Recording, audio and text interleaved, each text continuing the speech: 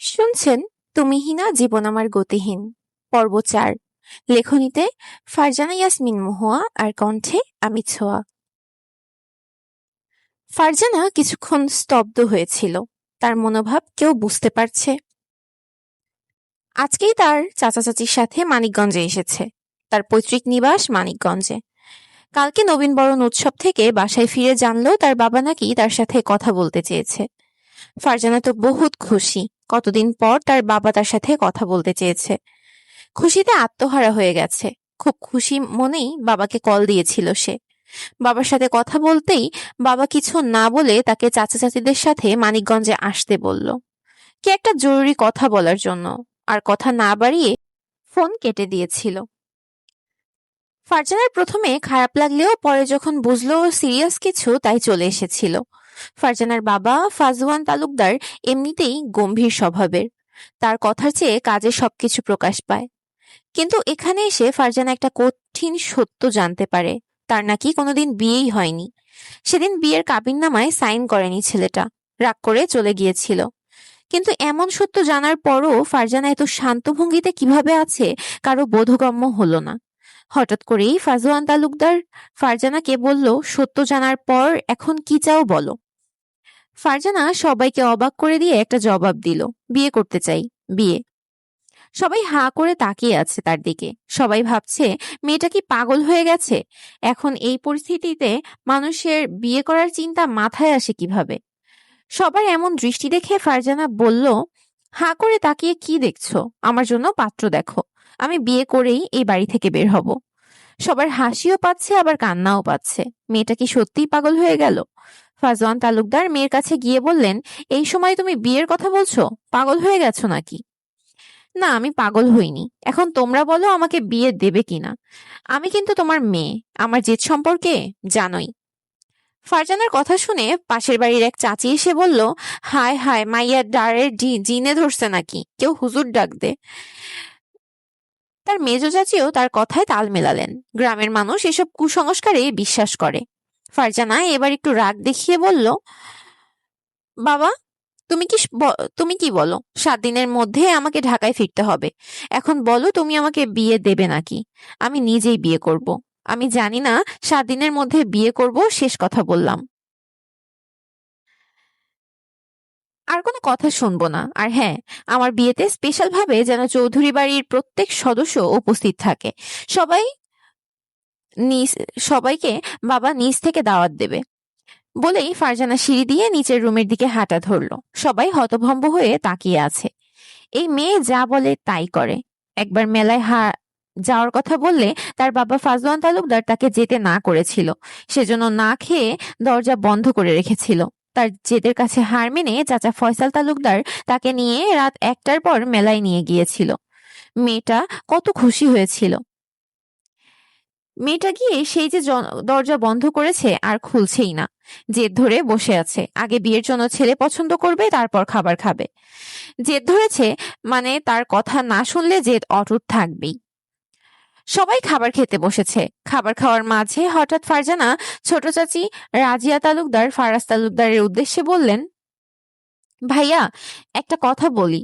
বলতে চাইনি, তবে এখন মনে হচ্ছে বলা যায়। ফাজওয়ান তালুকদার ভ্রু কুঁচকে বলল, কি বলো।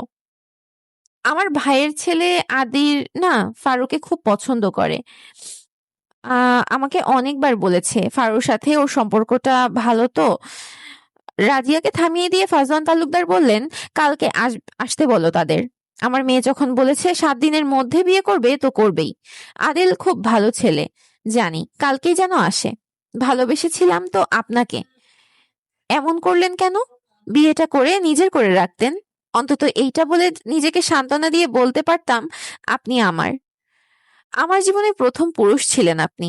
আজ পর্যন্ত কাউকে আমার ভালো লাগেনি। কত ছেলে দেখেছি, আপনার মতো কাউকে পাইনি। এমন কেন করলেন? আমাকে কি ভালোবাসা যায় না? বলেই কান্নায় ভেঙে পড়ল ফারজানা। আবার বলতে শুরু করলো, স্বামী হিসেবে আপনাকে চেয়েছি, জীবনসঙ্গী হিসেবেও আপনাকে চেয়েছি। আমার জীবনের মরুভূমিতে এক ফোঁটা বৃষ্টি হয়েও আপনাকে চেয়েছি। আপনি কেন চাইলেন না আমায়? বিছানার পাশে বসে কাঁদতে কাঁদতে কখন যে ঘুমিয়ে পড়লো মেয়েটা, খেয়াল নেই। সবাইকে যতই দেখা কষ্ট হচ্ছে না, তবে ভেতরে ভেতরে পড়ছে। ভালোবাসার মায়া বুঝি এমনই হয়, যা না চাইতে হয়ে যায়। আসলে মায়া জিনিসটা কি? মায়া মানে কি ভালোবাসা, ভালো লাগা, নাকি অন্য কিছু? এই মায়া মানুষের জীবন সুন্দরও করতে পারে, ধ্বংসও করতে পারে।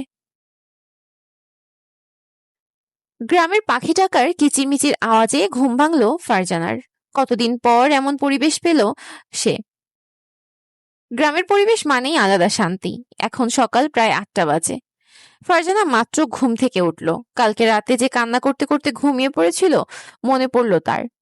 সে এক দীর্ঘ নিঃশ্বাস ফেলে দরজা খুলে বাইরে বের হলো। বর্তমানে আমেজটা অনেক সুন্দর। ক্যালেন্ডারের পাতায় জানুয়ারি মাস, শীতের ভাবটা এখনো আছে। ফারজানার খুব ইচ্ছে হলো বাইরে যেতে। সে কাউকে কিছু না বলেই বাইরে বের হলো। গ্রামের চারিদিকে সরিষা ক্ষেত যেন সোনালি একটা আমেজ সৃষ্টি করেছে। চারপাশে খেজুরের রসের গন্ধ, সারি সারি খেজুর গাছ, মৃদু কুয়াশা ঘেরা ও বাতাস। শীতের সময় সকাল 9টা-10টার দিকেও কুয়াশা থাকে এই গ্রামে। সাধারণত বেলা 12টার দিকে সূর্য মামার দেখা মেলে, আবার কোনোদিন দেখাও মেলে না। আজকে সামান্য সূর্যের আলো আছে। ফারজানা আনমনে ক্ষেতের সরু রাস্তা দিয়ে হাঁটছিল। পাশ দিয়ে একটা ড্রেন দিয়ে পানি চলে যাচ্ছে ক্ষেতের মাঝে। পাম্প হাউস থেকে পানি আসছে ড্রেন দিয়ে। শুধু ধানের ক্ষেতগুলোতে পানি দেওয়া হচ্ছে, কারণ সরিষা ক্ষেতে পানি দেওয়া যায় না। অনেকক্ষণ ঘোরাঘুরি করে বাড়ির দিকে যাবে ফারজানা। এখন তার বাড়ি ফেরা প্রয়োজন। সবাই হয়তো চিন্তা করছে, এমনকি ফোনটাও আনতে ভুলে গেছে ফারজানা। সেজন্য সে বড় রাস্তা দিয়ে হাঁটা ধরবে, যেন তাড়াতাড়ি বাড়ি পৌঁছাতে পারে। রাস্তাটি বড় হলেও পাকা না, তার মধ্যে কালকে বৃষ্টি হয়েছিল। সেজন্য রাস্তা দিয়ে গাড়ি গিয়ে অবস্থা আরো খারাপ। এই একমাত্র এই রাস্তা দিয়েই সব ধরনের গাড়ি যাওয়া যাবে। এই রাস্তাটা পাকা করা খুব জরুরি, কিন্তু সরকারের তো কোনো খেয়ালই নাই। সবাই পারে নিজের চরকায় তেল দিতে। ফারজানা অনেকদিন গ্রামে থাকায় এবং গ্রামের পরিবেশ সম্পর্কে জানায় রাস্তা দিয়ে হাঁটতে কষ্ট হচ্ছে না তার। কিন্তু হঠাৎ একটা গাড়ি যাওয়ার সময় কাদা ছিটকে পড়েছে তার গায়ের ওপরে। সে এবার বেজায় বিরক্ত হলো। ইস, কি সুন্দর মুহূর্ত যাচ্ছিল, এই গাড়িটা এসে সব নষ্ট করে দিল। এখন কি সে এই কাদামাখা অবস্থায় বাড়ি যাবে নাকি? ফারুক খুব বিরক্ত হয়ে বলল, শালার গাড়ি চালায়, এরপর চালানোর সময় পরের বার চোখ সাথে করে নিয়ে ঘুরোস নাকি? চোখ না থাকলে আর গাড়ি চালাতে হবে না। দিন দুপুরে গাঁজা খেয়ে গাড়ি চালাচ্ছে, আজব। ফারজানা আরো অনেক আবোল তাবোল কথা বলতেই থাকে। হঠাৎ গাড়িটা থেমে গেল। একজন বলিষ্ঠবান পুরুষ গাড়ি থেকে নেমে আসলো ফারজানার সামনে এবং বলল, সরি কিউট পাই। আমার ফ্রেন্ড বুঝতে পারেনি ছেলেটি যে ফারজানাকে কিউটি পাই বলল, সেটা বোধহয় ফারজানার পছন্দ হয়নি। সে বিরক্ত গলায় বলল, আমাকে এসব নামে ডাকবেন না।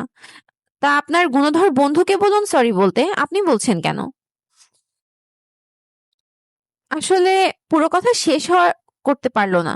তার আগেই ভেতর থেকে গম্ভীর কণ্ঠ ভেসে আসলো, মেয়ে মানুষের সাথে এত কথা বলে টাইম ওয়েস্ট করার মতো টাইম আমার নেই। মেয়েটাকে বলে দে আবির। ফারজানা বিরক্ত নিয়ে বলল, কি পরিমাণ অসভ্য ভাবা যায়। ভুল করে ক্ষমা চাচ্ছে না, আল্লাহর গজব পড়বে। দেখবেন আপনার বন্ধুর কপালে একটা ঝগড়াটে ঝামেলাখোর বউ জুটবে। আমার অভিশাপ বিফলে যায় না। বলেই হাঁটা ধরল নিজের গন্তব্যে। ফারজানা আবির তার হেঁটে যাওয়া দেখে বুকের বাপাশে একটা কিল দিয়ে বলল, মনের মানুষ পেয়ে গেছি। হায় রে, একদম মনের মতো। আবির গাড়িতে এসে বলল, তারপর বন্ধুকে বলল, আদনান, মেয়েটা কিউট না রে? ক্রাশ খাইছি। বাক্যগুলো বলতে না বলতেই আদনান আবিরের কলার চেপে ধরল। তার চোখ দুটো রাগে লাল হয়ে গেছে। খুব রেগে আছে মনে হয়। কিন্তু কে? এমনিই এটা একটা খেপা সার। হঠাৎ আদনান দাঁতে দাঁত চেপে বলল, মেয়েটা কে, কোথায় থাকে, ফ্যামিলি, সব ইনফরমেশন আমার চাই। কিন্তু তুই না আজকে ফিরে যাবি? যাব না, তুই খোঁজ লাগা। আবির মনে মনে খুশি হলো, আদনান তাকে কত ভালোবাসে। সে শুধু বলেছে ক্রাশ খাইছি, এর মধ্যেই মেয়েটাকে আমার সাথে বিয়ে দেওয়ার কথা ভেবে ফেলেছে। এমন বন্ধু সবার থাকা উচিত। আবির আদনানকে বলল, তোর মতো বন্ধু ঘরে ঘরে থাকুক। I love you. আদনান আবার গরম চোখে তাকাতেই বলল, মিস্টেক, এইটা তোর ভাবির জন্য। আদনান কিছু বলে বলে না, গাড়ি স্টার্ট দেয়। আবির আনমনে গান গাইতে থাকে। আদনান রাগী দৃষ্টিতে তাকালে গান শোনায়, আর দৃষ্টি সরালেই গান শুরু করে। মাহের আদনান চৌধুরী, সবাই সাধারণত আদনান বলে। বয়স 30+। চৌধুরী বংশের ছেলে। বাবা মা না থাকায় ফ্যামিলির সাথে থাকে না সে।